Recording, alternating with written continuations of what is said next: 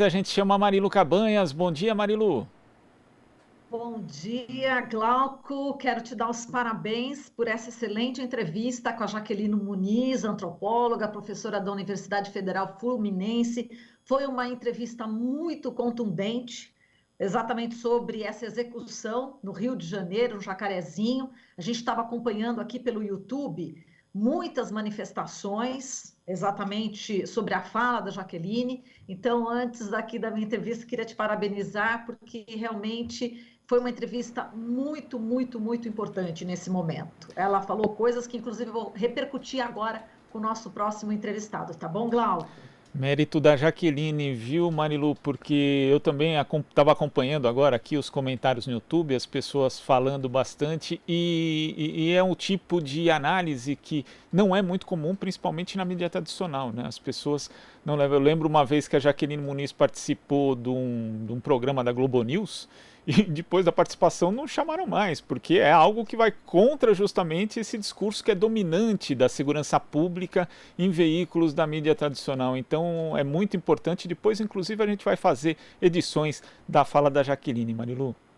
Tá certo, Glauco. Bom, e a gente vai continuar aqui a tocar nesse assunto, nessa operação da Polícia Civil no Rio de Janeiro, que resultou em 25 mortos, considerada aí a mais letal da história da cidade. Isso está repercutindo não só aqui no Brasil, mas no mundo inteiro. O Rupert Colville, porta-voz do Alto Comissariado da ONU para Direitos Humanos, disse estar profundamente perturbado aí pelas mortes de 25 pessoas numa operação policial e que o modelo de policiamento de favelas precisa ser repensado pelo país e um debate deve ser aberto. A Anistia Internacional, a Comissão Arnes e a Human Rights Watch denunciaram a operação como um exemplo da violência policial no país. A notícia foi capa de jornais como o The New York Times, Washington Post nos Estados Unidos, no site do The Guardian na Inglaterra. O tema ganhou também grande destaque, denuncia que houve descumprimento da decisão do STF de 2020 sobre operações na pandemia. O El País, na Espanha, chama a quantidade de mortos de massacre. O nosso convidado aqui para a gente conversar sobre esse tema assim tão terrível no Brasil é o Marcelo Barros. Ele é monge beneditino, teólogo, escritor. É assessor do MST, de movimentos sociais e comunidades eclesiais de base. Ele tem 58 livros publicados no Brasil e outros também no exterior. O livro mais recente foi escrito em diálogo com o pastor Henrique Vieira e se chama O Monge e o Pastor, publicado pela editora Objetiva. E pela editora Vozes, ele lançou também no ano passado o livro Teologias da Libertação para os Nossos Dias. Olá, monge Marcelo, bom dia, prazer em recebê-lo. Uma alegria grande estar com você e com os ouvintes da Rádio Brasil Atual e todos os que nos seguem por essa rede que vocês criam de solidariedade, de visão da vida a partir dos pobres e a partir dos pequenos. Parabéns para vocês e estamos juntos. Então, eu vou ser muito transparente aqui, monge Marcelo, porque a gente já está se falando já há algum tempo. A gente sempre está tentando colocá-lo aqui no ar, mas de emergência em emergência são várias as notícias, vários os acontecimentos que atingem quilombolas, indígenas, colombianos também, né, com esse massacre também que houve na Colômbia durante essa uma semana, e a gente sempre está adiando essa conversa. Aí eu falei para o monge Marcelo, bom, a gente gostaria muito também de falar sobre os livros, mas diante dessa emergência que aconteceu no Rio de Janeiro, a gente vai se debruçar então nessa análise. Monge Marcelo, tem uma frase da Jaqueline Muniz, que ela acabou de falar com o Glauco, que é a seguinte: a compaixão é o primeiro passo para se fazer política, né, em relação ao que nós estamos sentindo, aos mortos, esses 25 mortos, entre eles, inclusive, também policiais, um policial. Então, eu gostaria que o senhor falasse sobre essa compaixão e sobre esse contínuo massacre, essa contínua execução sumária que acontece não só no Rio de Janeiro, mas no Brasil inteiro. Jaqueline, desculpe, Marilu, sabe que a compaixão, muitas vezes as pessoas consideram como um sentimento de pena, de piedade. E aí diz, coitadinhos, precisamos ter compaixão. E claro que muitas vezes na vida isso é uma coisa quase instintiva e ai de quem não tem nenhuma compaixão. Mas a compaixão que nós estamos falando agora é a compaixão social e política. E essa compaixão é compaixão. Quer dizer, é assumir a paixão do outro. Paixão no sentido em que o cristianismo fala da paixão de Cristo. O budismo fala dos sofrimentos de Buda. Que o candomblé fala de Oxalá, que ficou preso não sei quantos anos, desconhecido. Então, é comum a muitas tradições espirituais. E tem uma tradução mais simples, que é solidariedade. A solidariedade compassiva, porque eu posso ter solidariedade de jogar um dinheiro pela janela do meu apartamento para um pobre que está na rua. Esta não é a solidariedade compassiva. Embora é melhor do que não jogar. Mas o que eu estou falando é da inserção na dor do outro. E aí, é lógico que uma comunidade estruturada a partir do racismo secular, do racismo que está nas veias, que é algo que faz, é quase como se fosse o rosto dessa sociedade nossa, não é possível ter compaixão. Não existe solidariedade compassiva. A mulher que aqui no Recife manda a empregada passear com o cachorro dela e fica com a criança de 5 anos da empregada, mas não quer, porque ele é negro, ele é pobre, ele está me perturbando, ele é visto como um ser que é abaixo de mim, que não é igual a mim. E o menino começa a chorar com 5 anos, ela aperta o elevador chega, ela coloca a criança no elevador para ir buscar a mãe lá embaixo. E a criança desce no andar e cai e morre no poço do elevador. Não no poço, no coisa do elevador. Então, e ela cai das nuvens dizendo, mas eu não fiz nada. Então, essa é a nossa sociedade. Então, eu, pessoalmente, tenho compaixão pelas pessoas que morreram.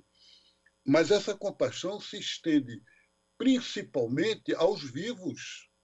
Se estende principalmente a um povo que é ameaçado, que este ano, de março a abril, 351 ações dessa Polícia Civil. Você imagine você ou eu morar num lugar em que 351 vezes, de janeiro a março, você teve uma invasão policial na rua atirando para quem quiser morrer. Então, que matou uma quantidade, acho que 2 vezes maior do que no ano passado, no mesmo período. Isso durante a pandemia, gente. Quer dizer, não é que já seria um absurdo em qualquer momento. Sim. Mas na pandemia,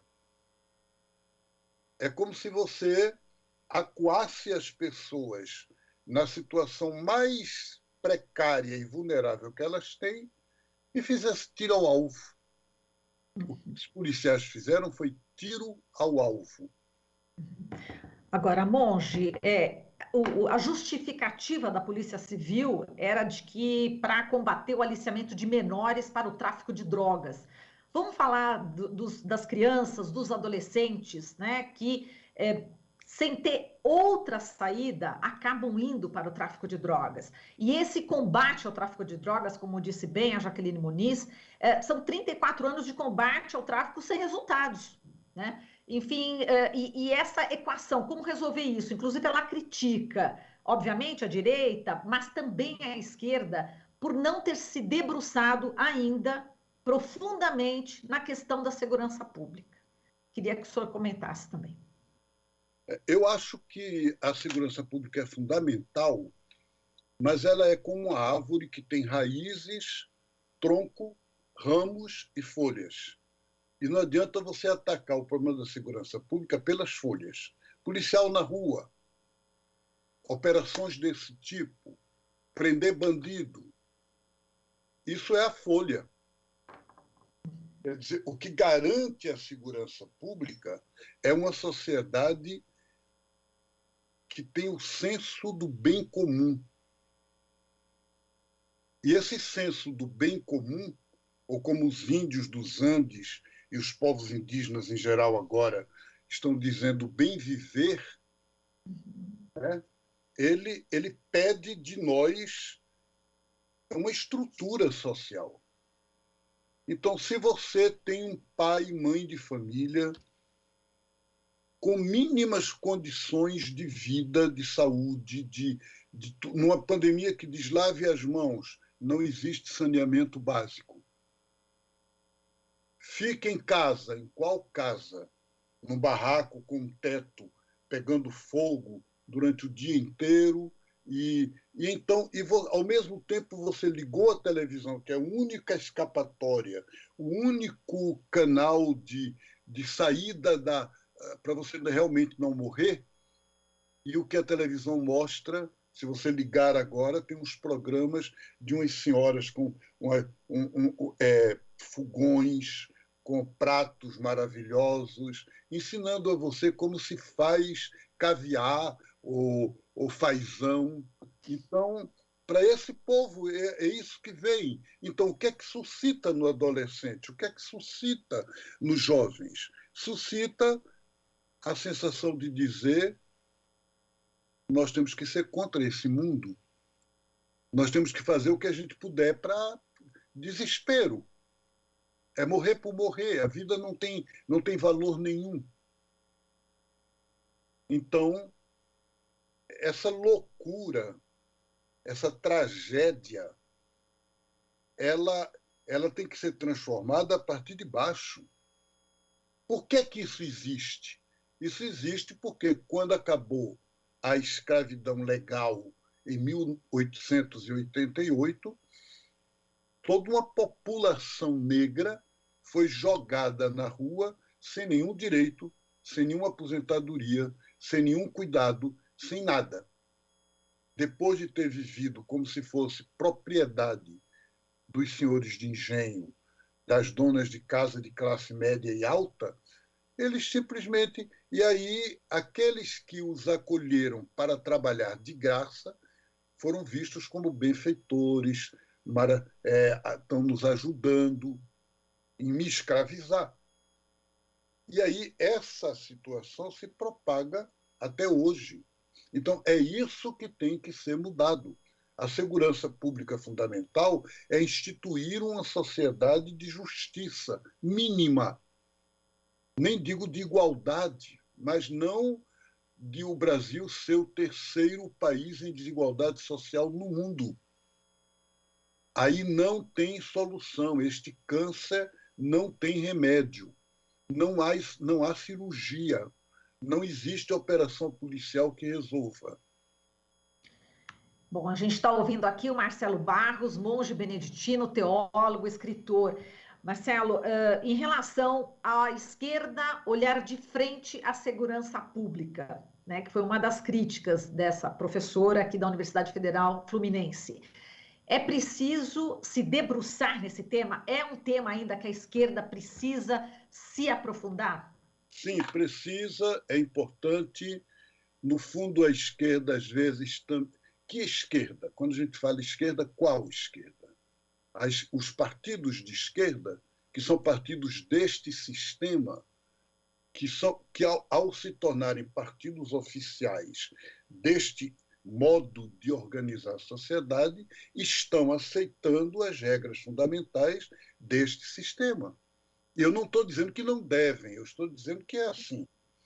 Então, se é assim, a estrutura fundamental permanece a mesma. Qual o grande espanto para mim, né? Penso, dos governos que foram, que o pessoal diz, do PT, e não eram do PT, o PT governava com outros, até com o PMDB, que deu depois o golpe. Né? Mas qual o grande espanto? Foi de dizer, nos governos que mais a elite ganhou, que mais os bancos lucraram, dos quais os ricos ficaram mais ricos, o governo Lula, o governo Dilma. Entretanto, se voltaram contra eles. Por quê? Percebe? Então, há uma contradição aí dentro, que é esta contradição que a esquerda tem de ver. A esquerda tem de olhar, sim, a segurança pública, mas, como eu digo, não apenas como policial na rua, não apenas como ter que se pronunciar se está a favor de prisão perpétua, de pena de morte, de colocar arma na frente de todo mundo, coloque a arma na mão de todos os brasileiros. Não pode ser isto. Não é por aí. Então, quer dizer, quer trabalhar segurança pública? Acho que, à medida que o governo Lula, por exemplo, para dar um exemplo que eu tenho críticas e acabei de mostrar aqui que tenho, mas à medida que colocou o programa do primeiro emprego, à medida que criou a questão da educação para jovens que não tiveram condições de ir para a escola, à medida que criou o fundo que possibilitaria até fazer universidade e depois ver com o governo como pagar. Então, todas essas coisas, acho que têm relação com a segurança pública. Sim.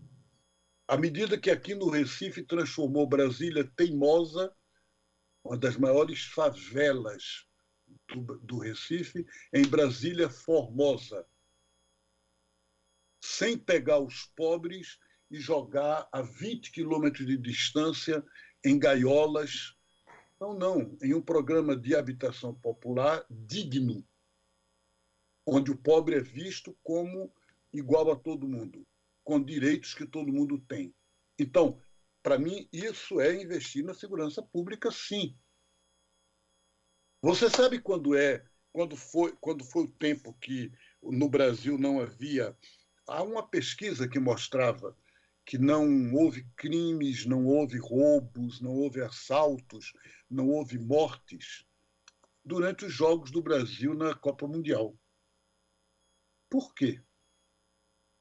Porque ali havia uma energia positiva, afetiva, que juntava todo mundo, que imediatamente superava a violência, o instinto de violência. É claro que, se fosse só isso, a gente voltaria para o pão e circo dos romanos. E é alienante. Mas eu estou dizendo que nem sempre o colocar cinema na rua, teatro, aqui no Recife, um dos aglomerados mais pobres da cidade, né, o Coque, se criou, fizeram uma orquestra de crianças do Coque. Então, isso eu acredito como medida de segurança pública. Agora, colocar a polícia na rua... Perfeito. Bom, Monge, nosso tempo aqui já terminou, mas está aqui a promessa de convidá-lo novamente para a gente discutir outros temas, falar dos seus livros, mas por conta dessa emergência no Rio de Janeiro, desse massacre, dessa execução sumária, a gente virou a nossa pauta de hoje. Uma grande alegria de estar com você, com os ouvintes da Rádio Brasil Atual e todos que nos acompanham nessas redes que vocês criaram alternativas. Parabéns e não vamos perder a esperança. Dom Helder Câmara, que me ordenou padre, falava nas minorias abraâmicas. O que é minoria abraâmica? É uma minoria que, conforme a Bíblia, é como Abraão, que era velhinho, estéril, casado com uma mulher estéril, e que Deus disse, você vai ser fecundo. Então, vocês são uma minoria da fecundidade revolucionária da vida e do amor. Muito obrigado, um grande abraço e estamos sempre juntos. Muito obrigada. A gente se emociona com suas palavras, viu, Monge? Muito obrigada, um forte abraço, viu? E vamos continuar na esperança também, como diria Dom Paulo Evaristo Arnos, né? De esperança em esperança. E vamos à frente. Muito obrigada. A gente falou aqui com o Marcelo Barros, ele é monge beneditino, teólogo e escritor. Você está ouvindo Jornal Brasil Atual. As notícias que os outros não dão.